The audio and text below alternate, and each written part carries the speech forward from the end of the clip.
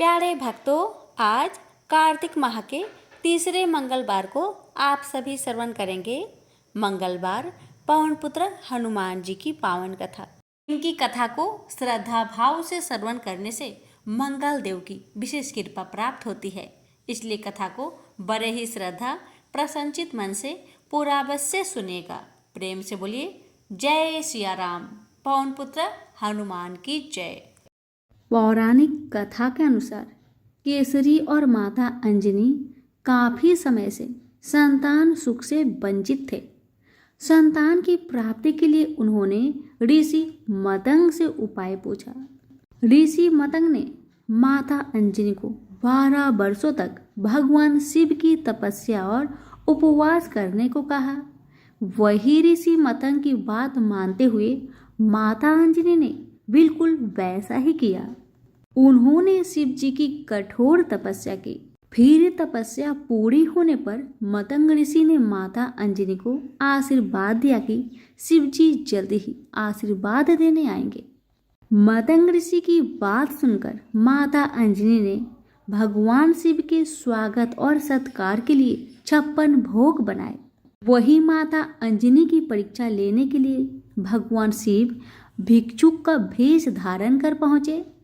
माता अंजनी ने भिक्षुक को भोजन परोसा, लेकिन भिक्षुक के रूप में शिव जी ने 56 भोग खाने की इच्छा जताई। माता अंजनी ने भिक्षुक से कहा कि 56 भोग भगवान शिव के लिए है। इस पर भिक्षुक क्रोधित हो गए और माता अंजनी पर क्रोध जताते हुए भगवान शिव को अपशब्द बोलने लगे। इस पर माता अंजनी ने भिक्षुक से भगवान शिव का अपमान न करने की प्रार्थना की, लेकिन भिक्षुक भगवान शिव के लिए अपशब्द कहता ही रहा। तब माता अंजनी ने अपने क्रोध पर संयम रखते हुए भिक्षुक को 56 भोग खाने को दे दिया। इस बात से प्रसन्न होकर भिक्षुक बने महादेव अपने असली रूप में आ गए और माता अंजनी को दर्शन दिए। शिव जी ने अंजनी को आशीर्वाद दिया कि रुद्र अवतार हनुमान आपके गर्भ से जन्म लेंगे, जो वेदों शास्त्रों के महान ज्ञाता होंगे। इसके बाद शिव जी के आशीर्वाद से माता अंजनी ने हनुमान जी को जन्म दिया। प्रेम से बोलिए पवन पुत्र हनुमान की जय। हनुमान जी और अहिरावण की युद्ध की कहानी। रात का समय था। हनुमान जी पहरा दे रहे थे। विभीषण के भेष में अहिरावण आया। हनुमान ने उन्हें बुलाया और पूछा, भैया इतनी देर रात कहाँ से आ रहे हो? उसने कहा, भगवान की आज्ञा पर वह संध्या करने गए थे। आने में बहुत देर हो चुकी है। सभी के सो जाने के बाद अहिरावण राम और लक्ष्मण को कंधे पर उठाकर भाग गया। भगवान को क्या कभी कोई हरण कर सकता है? लक्ष्मण जी तो 14 बरस तक बिल्कुल ही नहीं सोए थे, लेकिन जब भगवान अपने भक्तों की महिमा प्रकट करना चाहते हैं तो वे उन्हें सामान्य मनुष्य की तरह ही लीला करते हैं। आज हनुमान की महिमा प्रकट होनी थी। वे चुपचाप अहिरावण के कंधे पर चढ़ पड़े। अगली सुबह होते ही सेना में बहुत कौतूहल मच गई। सुग्रीव, जाम्बन, विभीषण सभी सावधान हो गए। हनुमान ने घटना का वर्णन किया। विभीषण ने कहा, यह अहिरावण का माया जाल है। मेरा भेष कोई और नहीं ले सकता। हनुमान ने कहा, वह कितना भी शक्तिशाली क्यों न हो, वह कितना भी मायावी क्यों न हो, मैं उसके पास जाऊंगा और मेरा अहिरावण के साथ युद्ध होगा और मैं उसका वध कर दूंगा और मेरे प्रभु को वापस ले आऊंगा। हनुमान यात्रा शुरू करते हैं। संयोग से रास्ते में कुछ ऐसा हुआ, देवी प्रेरणा से कुछ जानकारी मिली। अहिरावण भगवान को नागलोक ले गया है। वहां जाकर हनुमान ने महल में प्रवेश करने की कोशिश की, लेकिन मकरध्वज ने उन्हें रोक लिया और कहा, आप कौन हैं? क्या आप नहीं जानते कि मैं महावीर हनुमान का पुत्र हूँ? अगर तुम अंदर घुसने की कोशिश करते हो तो तुम्हें लोहे की चने चबाने पड़ेंगे। यह सुनकर हनुमान चकित रह गए। हनुमान ने कहा, अरे मेरा तो कोई पुत्र नहीं है, तुम कहाँ से टपके? मकरध्वज ने कहा, जब आप जलती हुई लंका के बाद स्नान कर रहे थे तभी एक मछली ने आपका पसीना पी लिया, मैं उसके गर्भ से पैदा हुआ हूँ। हनुमान ने उससे राम लक्ष्मण के बारे में पूछा। उसने कहा, वह कुछ नहीं जानता। आज मेरे प्रभु किसी की बलि दे रहे हैं, लेकिन वहां किसी को जाने की इजाजत नहीं और मैं आपको वहां जाने नहीं दूंगा। दोनों के बीच युद्ध हुआ। अंत में हनुमान जी ने उसे अपनी पूंछ से बांध दिया और मंदिर में प्रवेश किया। उनके चरण स्पर्श होते ही देवी भूमि धंस गई और वे अपना मुंह खोलकर देवी के स्थान पर खड़े हो गए। राक्षसों का मानना था कि देवी प्रसन्न और प्रकट हुई है। उन्होंने बहुत पूजा की। देवी जो कुछ भी फल, माला, अन्य वस्त्र, जो कुछ भी आता है वह अपने मुंह में रखती है। यज्ञ के समय राम और लक्ष्मण को ले आए। उस समय राक्षस उसका कई प्रकार से मजाक उड़ा रहे थे, उसे तरह तरह से परेशान कर रहे थे। उन्होंने चुपचाप सब कुछ सहा। अहिरावण ने कहा, अब तुम अपने रक्षक को याद करो। भगवान हंसे और बोले, देखना तुम्हारी देवी तुम्हें न खा जाए। अहिरावण उन पर तलवार चलाने ही वाला था कि हनुमान दहाड़ते हुए वहां पहुंचे। अब हनुमान जी में और अहिरावण में घमासान युद्ध हुआ। युद्ध के दौरान महावीर हनुमान ने अहिरावण का वध कर दिया। वध करने के बाद हनुमान भगवान को शिविर में ले आए। चारों तरफ खुशी और जय जयकार का शोर था। हनुमान अहिरावण युद्ध से चारों दिशाओं में हनुमान जी के जय जयकार होने लगे। तो प्रेम से बोलिए, सिया रामचंद्र की जय, पवन पुत्र हनुमान की जय। एक गांव में एक बुढ़िया रहती थी। वह मंगल देवता को अपना इष्ट देवता मानकर सदैव मंगलवार को व्रत रखती और मंगल देव का पूजन किया करती थी। उसका एक पुत्र था जो मंगलवार को उत्पन्न हुआ था। इस कारण उसको मंगलिया के नाम से पुकारा करती थी। मंगलवार के दिन वह तो घर को लिपती और ना ही पृथ्वी को खो देती थी। एक दिन की बात है, मंगल देवता उसकी श्रद्धा को देखने के लिए उसके घर में एक साधु का रूप बनाकर आए और द्वार पर आवाज दी। बुढ़िया ने कहा, महाराज क्या आज्ञा है? साधु कहने लगा, बहुत भूख लगी है, भोजन बनाना है। इसके लिए तू थोड़ी सी पृथ्वी लीप दे तो तेरा पुण्य होगा। यह सुनकर बुढ़िया ने कहा, महाराज आज मंगलवार की व्रत की हूँ, इसलिए मैं चौका नहीं लगा सकती। आप कहो तो जल का छिड़काव कर दो, उस जगह आप भोजन बना लेना, या फिर मैं आपके लिए भोजन बना देती हूँ। साधु महाराज कहने लगे, मैं गोबर से लिपी चौका पर ही खाना बनाता हूँ। बुढ़िया ने कहा, महाराज मिट्टी लिपने के सिवा आप मुझे कोई और काम दीजिए, मैं सारी काम करने को तैयार हूँ, परंतु गोबर से लिपूंगी नहीं। तब साधु महाराज ने कहा कि सोच समझकर उत्तर दो, जो कुछ मैं कहूँगा वह तुमको करना ही होगा। बुढ़िया कहने लगी, महाराज पृथ्वी लिपने के अलावा जो भी आज्ञा करेंगे मैं उसका पालन अवश्य करूंगी। बुढ़िया माई ने ऐसा 3 बार वचन दे दिया। तब साधु कहने लगा, तू अपने लड़के को बुलाकर औधा, मैं उसके पीठ पर भोजन बनाऊंगा। साधु की बात सुनकर बुढ़िया चुप हो गई। तब साधु ने कहा, बुला ले लड़के को, अब सोच विचार क्या करती है। बुढ़िया मंगलिया मंगलिया कहकर पुकारने लगी। थोड़ी देर बाद लड़का आ गया। बुढ़िया ने कहा, जा बेटे, तुझको बाबा जी बुलाते हैं। लड़के ने बाबा जी से जाकर पूछा, क्या आज्ञा है महाराज? बाबा जी ने कहा, जाओ और अपनी माता जी को बुला लाओ। जब माता जी आ गई तो साधु ने कहा, तू ही इसको लेटा दे। बुढ़िया ने मंगल देवता का स्मरण करते हुए अपने लड़के को लिटा दिया और उसकी पीठ पर अंगीठी रख दी। बुढ़िया कहने लगी, महाराज अब जो कुछ आपको करना है कीजिए, मैं जाकर अपना काम करती हूँ। साधु ने लड़के की पीठ पर रखी हुई अंगीठी में आग जलाई और उस पर भोजन बनाया। जब भोजन बन चुका तो साधु ने बुढ़िया से कहा, अब अपने लड़के को बुलाओ, वह भी आकर ले जाए।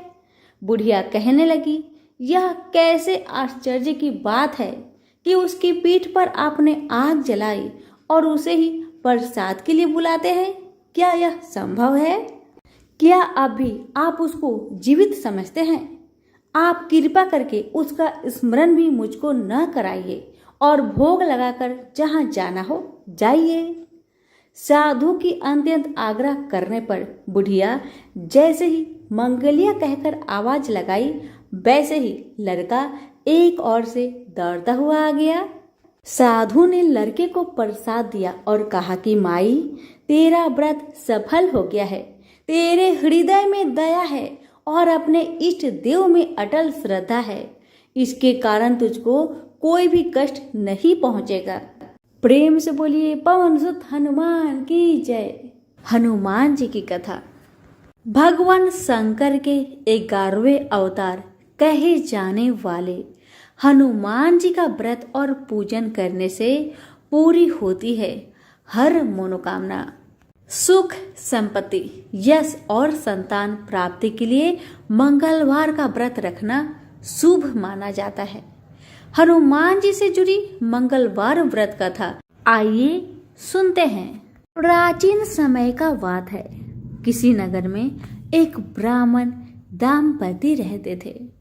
उनके कोई संतान न होने के कारण वह बहुत दुखी रहते थे। हर मंगलवार को ब्राह्मण देवता वन में हनुमान जी का पूजन करने जाता था। वह पूजा करके बजरंग बली से एक पुत्र की कामना करता था। उसकी पत्नी भी मंगलवार के दिन व्रत के अंत में हनुमान जी को भोग लगाकर ही भोजन करती थी। एक बार व्रत के दिन ब्राह्मणी ने भोजन नहीं बना पाया और ना ही हनुमान जी को भोग लगा सकी।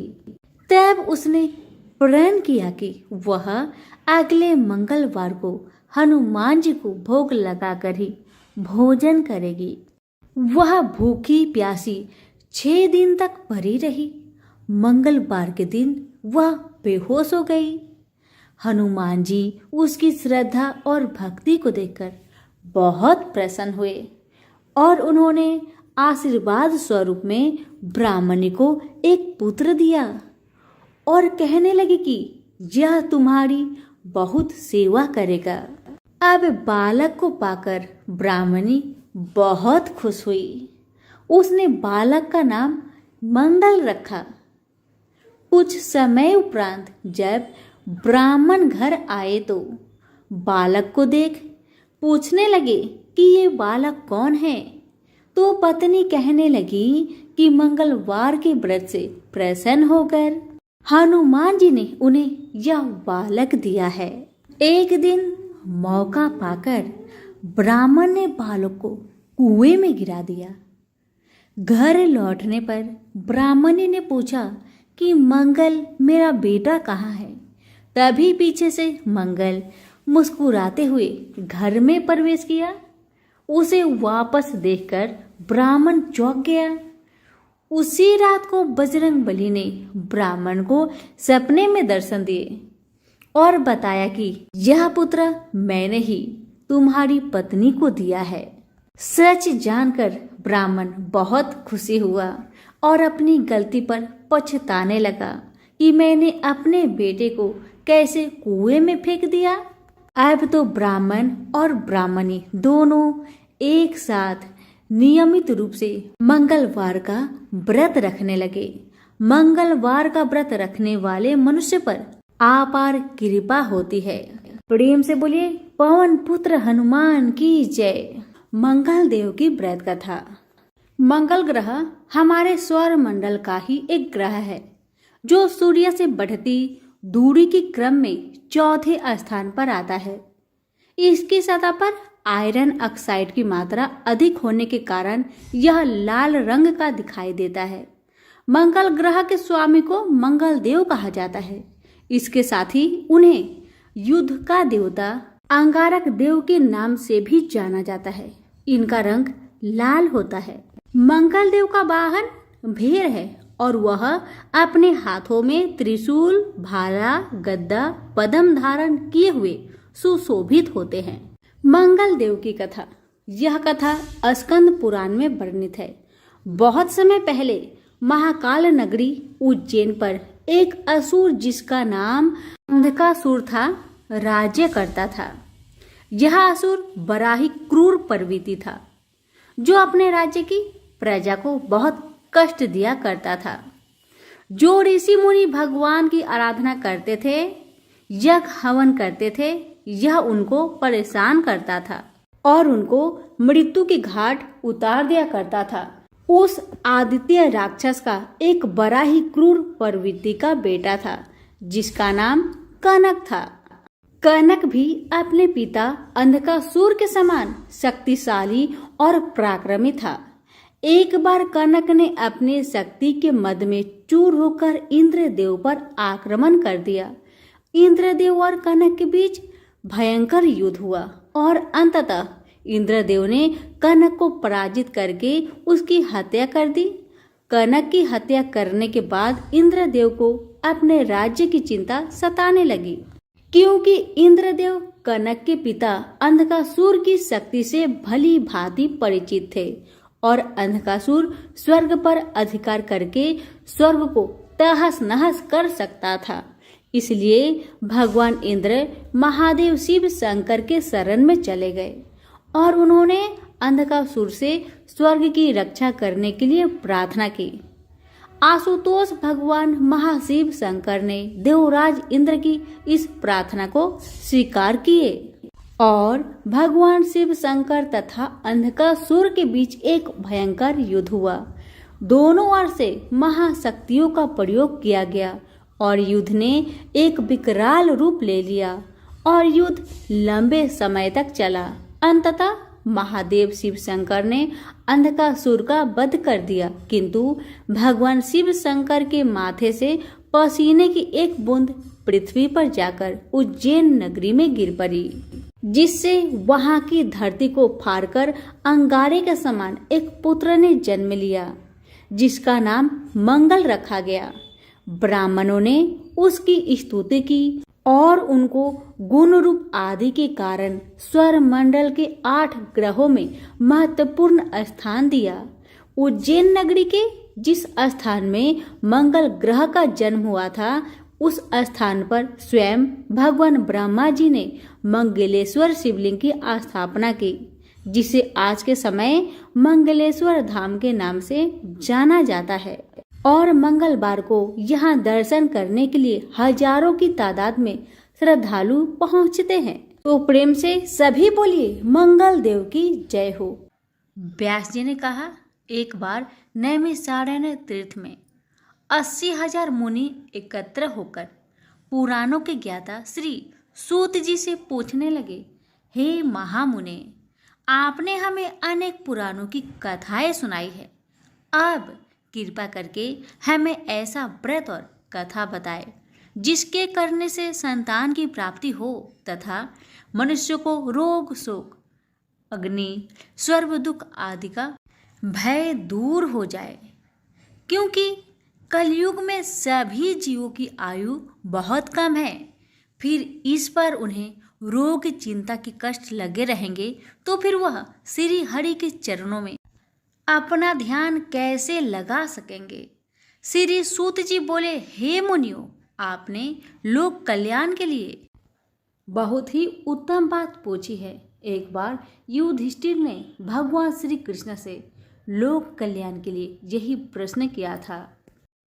भगवान श्री कृष्ण और युधिष्ठिर का संवाद तुम्हारे सामने कहता हूँ, ध्यान देकर सुनो। एक समय पांडवों की सभा में श्री कृष्ण जी बैठे हुए थे। तब युधिष्ठिर ने भगवान श्री कृष्ण से प्रश्न किया, हे प्रभु नंद नंदन गोविंद, आपने मेरे लिए अनेकों कथाएं सुनाई है।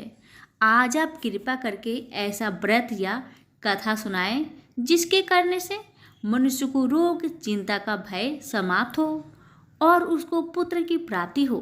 हे प्रभु, बिना पुत्र के जीवन व्यर्थ है। पुत्र के बिना मनुष्य नरकगामी होता है। पुत्र के बिना मनुष्य प्रेत ऋण से छुटकारा नहीं पा सकता और ना ही उसका पुण्य नामक नरक से उद्धार हो सकता है। अतः पुत्रदायक व्रत बतलाए। श्री कृष्ण भगवान बोले, हे राजन, मैं एक प्राचीन इतिहास सुनाता हूँ, आप उसे ध्यान पूर्वक सुनो।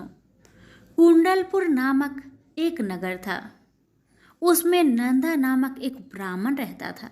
भगवान की कृपा से उसके पास सब कुछ था, फिर भी वह दुखी था। इसका कारण यह था कि ब्राह्मण की स्त्री सुनंदा के कोई संतान न थी। सुनंदा पतिव्रता थी, भक्ति पूर्वक श्री हनुमान जी की आराधना करती थी। मंगलवार के दिन व्रत करके अंत में भोजन बनाकर हनुमान जी को भोग लगाने के बाद स्वयं भोजन करती थी।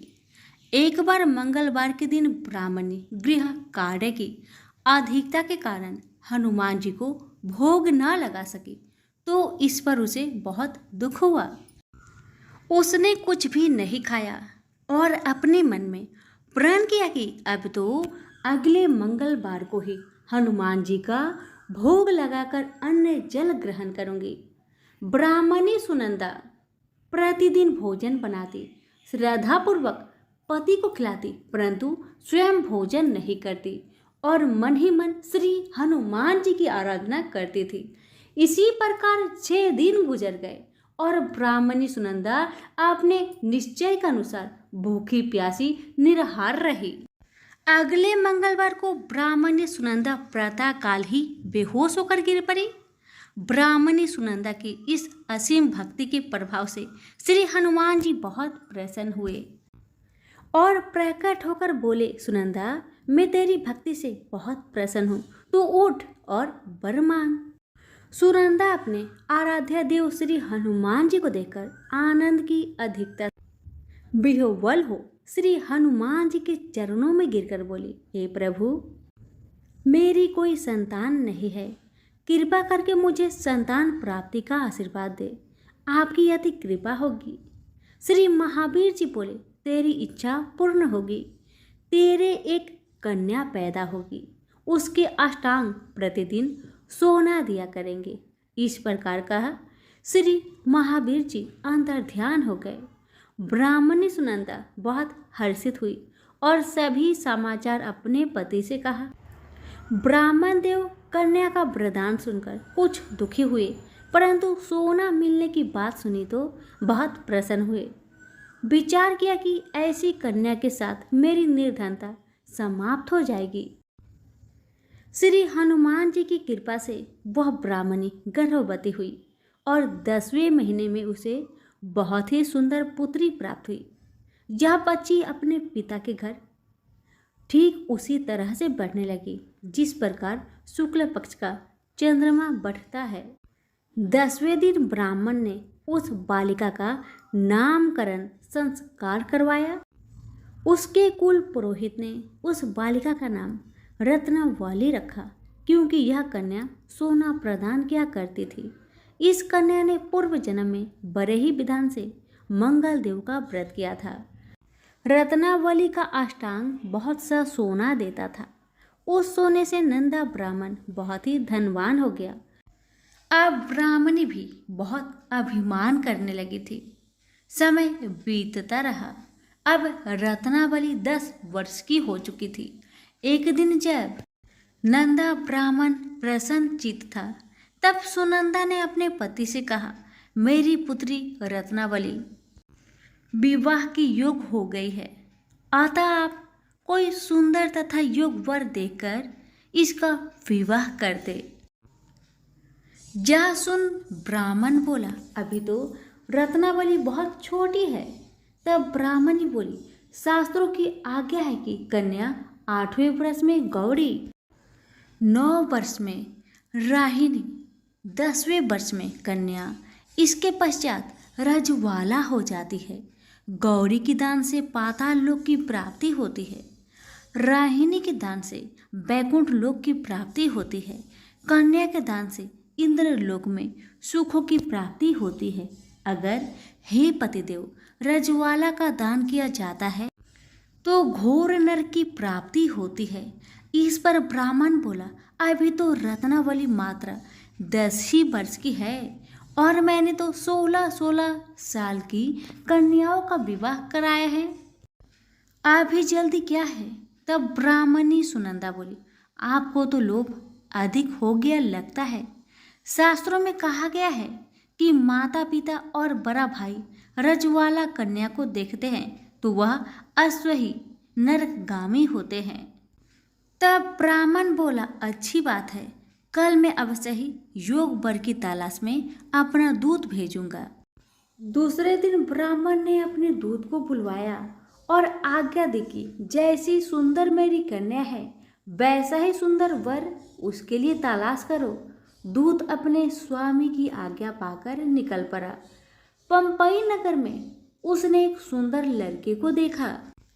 यह बालक एक ब्राह्मण परिवार का बहुत गुणवान पुत्र था। इसका नाम सोमेश्वर था। दूत ने इस सुंदर व गुणवान ब्राह्मण पुत्र के बारे में अपने स्वामी को पूर्ण विवरण दिया। ब्राह्मण नंदा को भी सोमेश्वर अच्छा लगा और फिर शुभ मुहूर्त में विधि पूर्वक कन्यादान करके ब्राह्मण ब्राह्मणी संतुष्ट हुए। परंतु ब्राह्मण के मन में तो लोभ समाया हुआ था। उसने कन्यादान तो कर दिया था पर वह बहुत खिन्न भी था। उसने विचार किया कि रत्नावली तो अब चली जाएगी और मुझे इससे जो सोना मिलता था वह अब नहीं मिलेगी। मेरे पास जो धन था कुछ तो इसके विवाह में खर्च हो गया और जो शेष बचा है वह भी कुछ दिनों पश्चात समाप्त हो जाएगी। मैंने तो इसका विवाह करके बहुत बड़ी भूल कर दी है। अब कोई ऐसा उपाय हो कि रत्नावली मेरे घर में ही बनी रहे, अपने ससुराल ना जाए।